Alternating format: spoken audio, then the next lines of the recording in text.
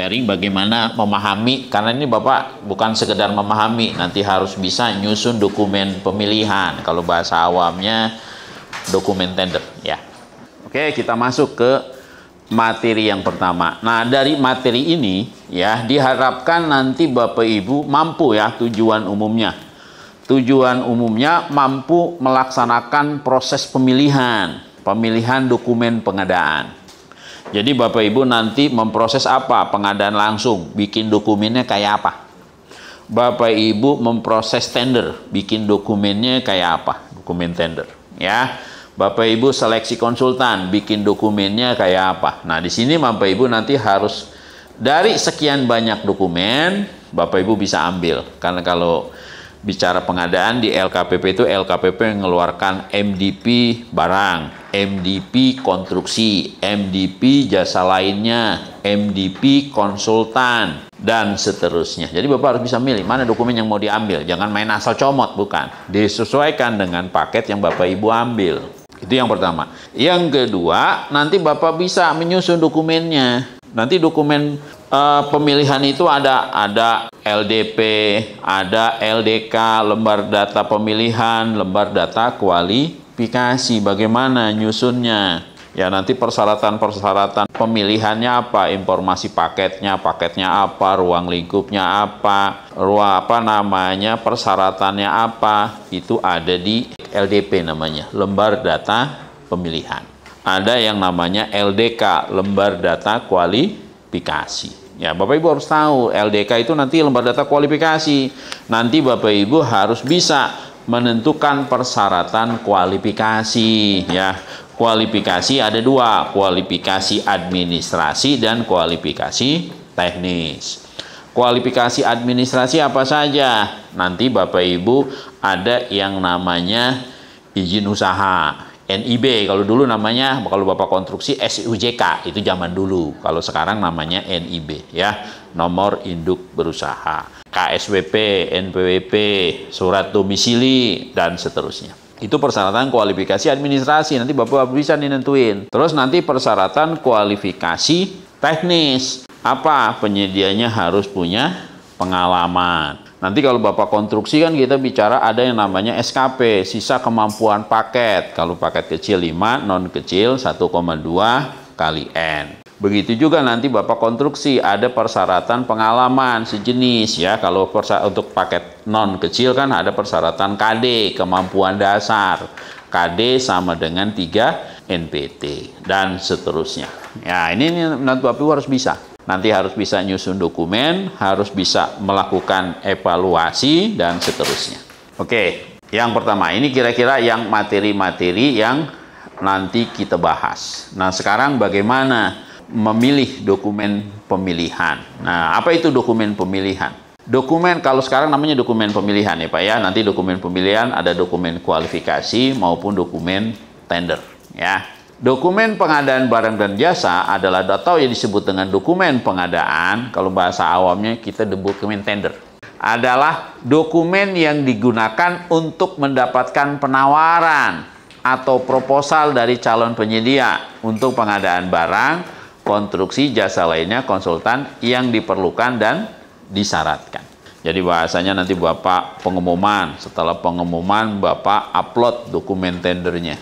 Nah, ini nanti Bapak cek ombaknya, kira-kira bakal banyak yang nawar atau enggak apa? Bapak ada yang namanya nanti penjelasan, unwijing. Ya, unwijing itu fungsinya sebagai cek ombak. Ini kira-kira peminatnya ada apa enggak? Ya, berapa banyak yang bakal masuk penawaran. Kalau Bapak misalnya udah diumumin, nggak ada yang daftar, penjelasan kagak ada yang hadir, berarti dagangannya nggak laku, gitu bahasa awamnya Pak ya. Itu bagian dari cek ombak. Nah, ini yang Bapak cek, kira-kira masalahnya apa, nanti Bapak menganalisa apa penyebabnya dan seterusnya. Oke, nah ini kira-kira kedudukan penyusunan dokumen perencanaan. Bapak udah paham ya, udah paham identifikasi kebutuhan, udah paham nyusun spek, udah paham nyusun HPS, udah paham pemaketan dan konsolidasi, udah paham mengumumkan RUP, rencana pengadaan. Ya, rencana pengadaan. Nah, ke depan, di sini nanti Bapak setelah menyusun perencanaan pengadaan, langkah berikutnya adalah menyusun dokumen pengadaan. Nanti setelah menyusun dokumen pengadaan, nanti melakukan evaluasi. Bagaimana nanti melakukan evaluasi penawaran, bagaimana melakukan evaluasi kualifikasi. Kalau pekerjaan sederhana seperti apa, kalau pekerjaan kompleks seperti apa, yang terakhir nanti kontrak sampai dengan pengelolaan kontrak. Pengelolaan kontrak itu nanti intinya Bapak harus bisa mengendalikan 3 BMW. Biaya, mutu, waktu. Ya Pak ya, biaya, mutu, waktu harus bisa tercapai. Bapak harus bisa mencapai target pengadaan. Target pengadaan itu apa? Mendapatkan barang dan jasa yang value for money, tepat mutu, tepat jumlah, tepat waktu, tepat lokasi, tepat biaya. Ada 3 hal yang harus Bapak Ibu mitigasi. Yang pertama, Bapak Ibu harus, selama proses pengadaan, Bapak Ibu harus bisa memitigasi apa? Pertama, mitigasi risiko hukum.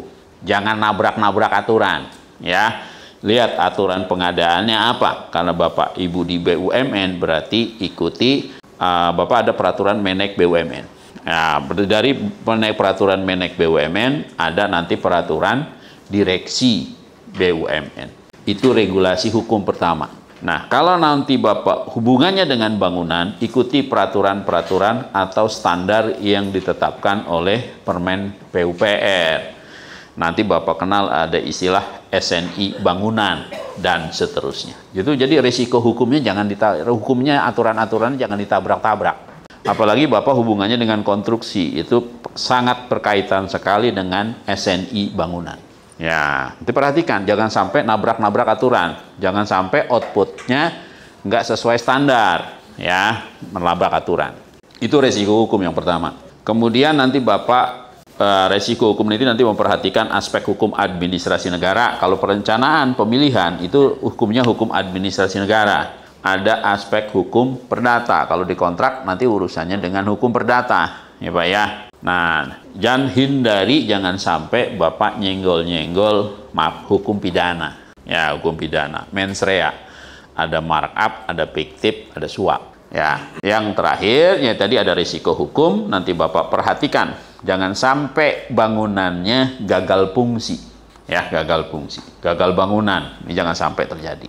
Ya, karena ini panjang urusannya kalau gagal bangunan. Yang terakhir, jangan sampai Bapak Ibu ada unsur kemahalan. Berarti kalau unsur kemahalan ini apa? Kemungkinan apa? Ada markup. Ya, markup. Nah, ini yang sampai terjadi. Oke, kira-kira ini ruang lingkup ruang lingkup yang kita bahas. Nah, ini kira-kira nih tahapan prosesnya ya, tahapan prosesnya yang nanti Bapak Ibu lakukan. Ini kalau di pengadaan internasional. Nah, gini kita bahas yang pengadaan Indonesia saja biar nggak terlalu sulit. Jadi nanti Bapak di sini, posisi Bapak sekarang sebagai Pokja pemilihan. Kalau zaman dulu namanya panitia pengadaan. Bapak posisinya sekarang sebagai Pokja pemilihan. Jadi RUP-nya sudah dikaji, sudah menetapkan sistem pemilihannya. Di RUP kelihatan ini pengadaannya apa? Apakah via tender atau pengadaannya tender cepat. Kalau sekarang ada konstruksi pun bisa melalui e-katalog.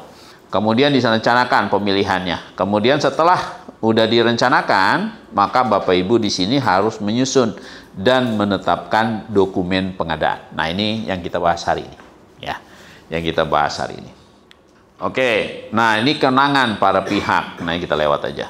Ya, ini dengan Bapak belajar ini diharapkan ya, manfaatnya apa? Bapak bisa memitigasi risiko kesalahan penawaran akibat ketidakjelasan dokumen pengadaan. Jadi di sini Bapak memitigasi yang kan fungsi spek itu 2, fungsi informasi dan fungsi perbandingan. Nah, di sini fungsi spek jalan. Fungsi informasi apa? Fungsi informasi dari spek adalah user menceritakan apa yang dia butuhkan.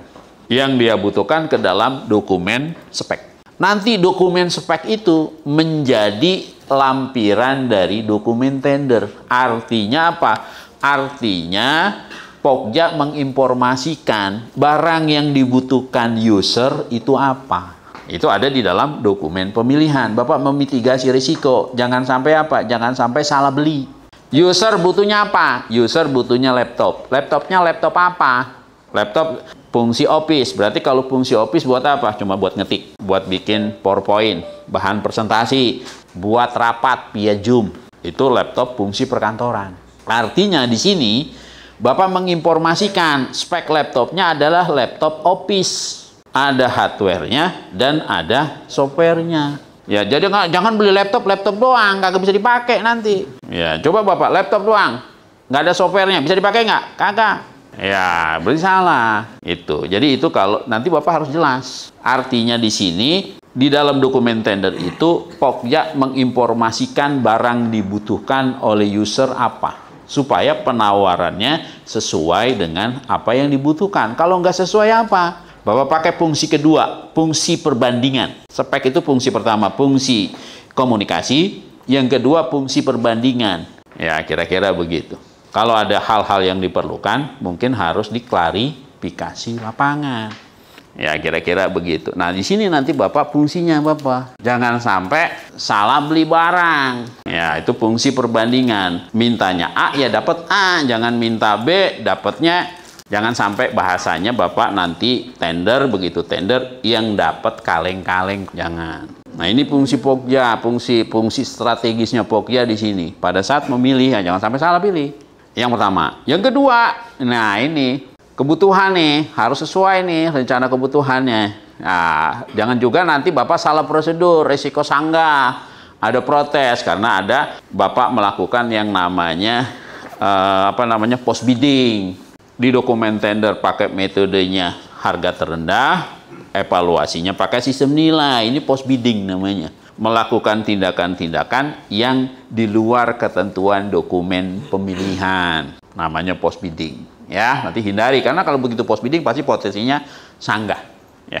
Nah, ini mengurangi risiko terjadinya lelang gagal. Jadi Bapak harus bisa melihat ini paketnya apa, siapa segmennya.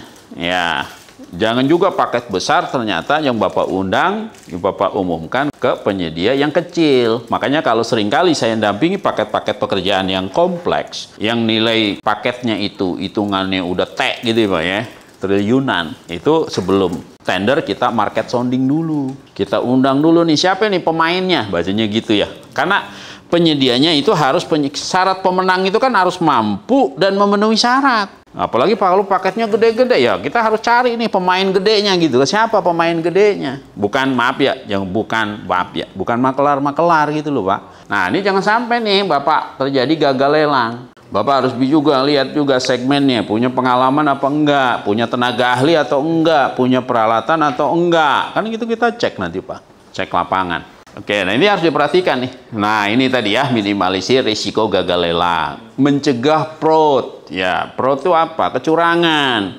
Kecurangan apa? Mungkin ada markup. Hindari, makanya mungkin HPS-nya harus benar. Hindari markup. Hindari fiktif. Jangan markup, jangan fiktif, jangan terima suap. Ya Pak ya, hindari. Oke, ini yang kira-kira harus kita Bapak Ibu harus lakukan. Nah, ini jenis pengadaannya ya Pak ya. Kalau dulu Bapak pengadaan itu manual, kalau dulu. Sekarang udah zamannya zaman elektronik ya. Makanya saran saya ke depan, karena Bapak lihat di Perpres begini, ini buat saran. Di Perpres 46 tahun 2025 itu diatur pengadaan barang dan jasa adalah kegiatan pengadaan barang dan jasa yang dilakukan oleh kementerian, lembaga, perangkat daerah, institusi lainnya, dan pemerintah desa. Institusi lainnya itu siapa? BUMN dan BUMD. Arahnya ke depan, pengadaan itu nanti disatukan. Baik APBN, APBD, pengadaan BUMN, BUMD, dan pemerintah desa. Disatukan semuanya ke dalam nanti ke depan undang-undang pengadaan publik. Makanya saran saya ke depan nanti Bapak tolong. Nah, jadi Perpres 46 sekarang itu sebagai bridging menuju kepada RUU pengadaan publik. Nah, sekarang kalau Bapak dapat dana nih, dana penyertaan modal dari pemerintah ke jasa marga. Tendernya pakai apa? Pakai Perpres. Nggak bisa pakai pedoman direksi. Karena Perpres 46-nya sudah mengatur. Begitu ada dana APBN, APBD diinvestasikan ke BUMN atau BUMD, Bapak wajib mengikuti aturan Perpres.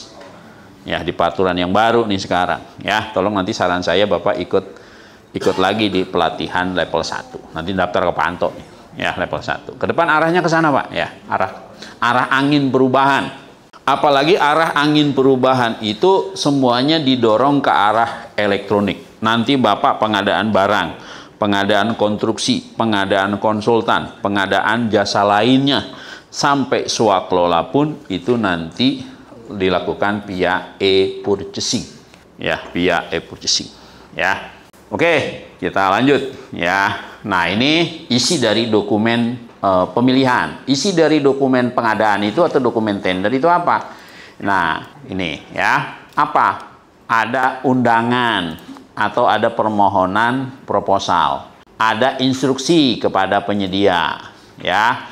Ada kriteria kualifikasi dan kriteria evaluasi. Ya, nanti Bapak tentukan di sini, ya, kriterianya tadi, misalnya persyaratan kualifikasi teknis, NIB-nya, KBLI-nya bidang apa? Ya, KBLI-nya.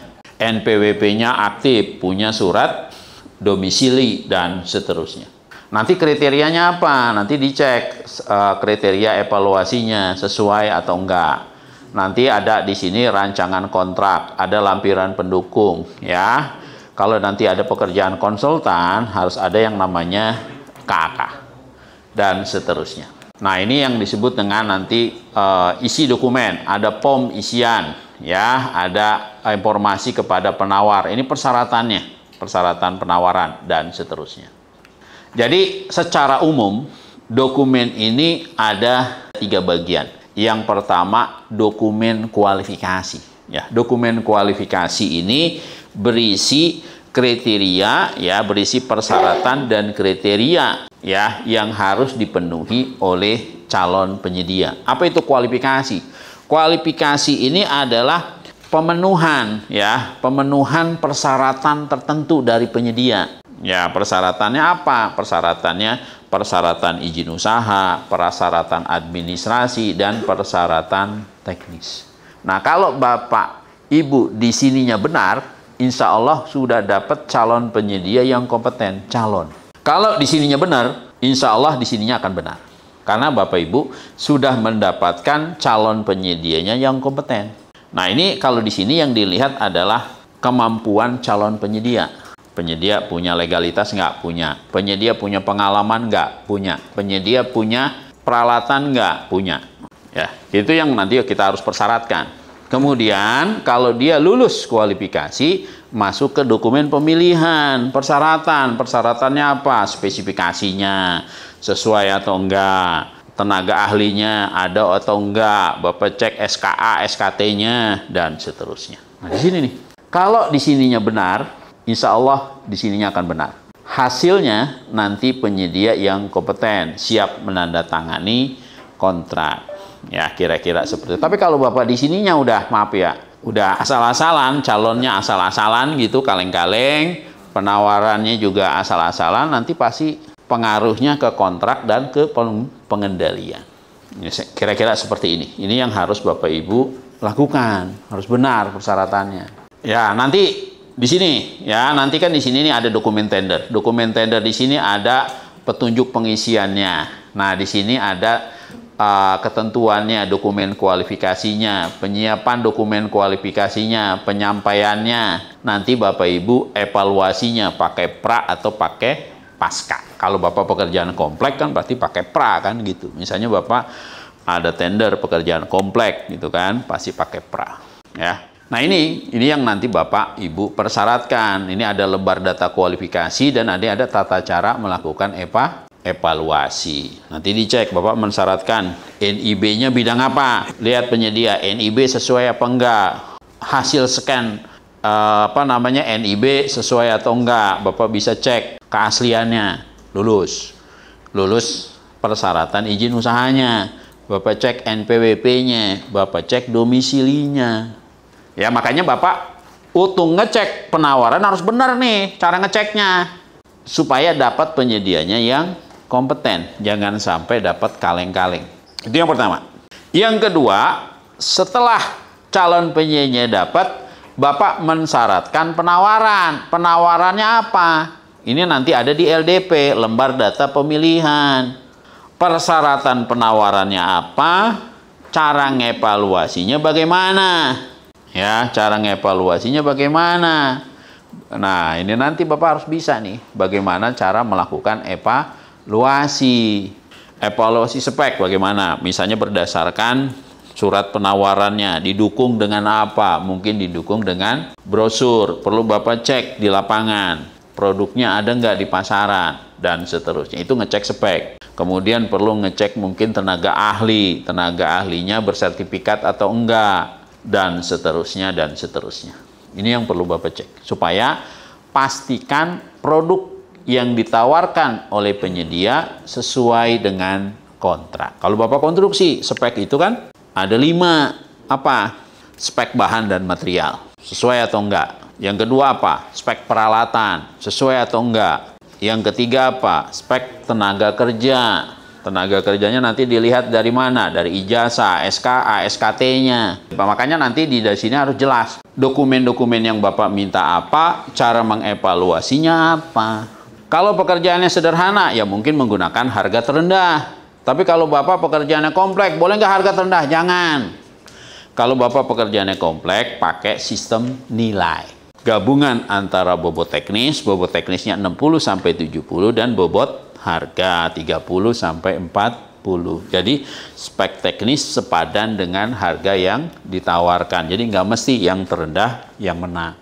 Ya, nah nanti rancangan kontrak, nanti Bapak tentukan rancangan kontrak ini kan nanti ada jenis kontraknya apa, apakah lamsam, apakah satuan, ataukah gabungan. Ya kalau Bapak konstruksi ya mungkin kalau bisa satuan, bisa gabungan, bisa lamsam, bisa juga sekarang di Perpres itu ada aturan yang baru kontrak PBC, Performance Based Contract. Mungkin kalau pekerjaan konstruksinya kompleks, Bapak pakai PBC, ya, Performance Based Contract. Dia dibayar kalau performanya sudah tercapai. Ya ini, Bapak atur di dalam kontraknya. Nah ini prosedurnya sih. Ini kalau pengadaan internasional sih pengalaman saya juga sama. Kalau pengalaman saya sih pengadaan Indonesia, pengadaan internal itu sebenarnya prosedurnya sama. Cuman bedanya bahasanya doang gitu, bahasanya yang satu Indonesia, satu Inggris. Tapi sebenarnya isinya sama. Cara-cara ngevaluasinya pun sama.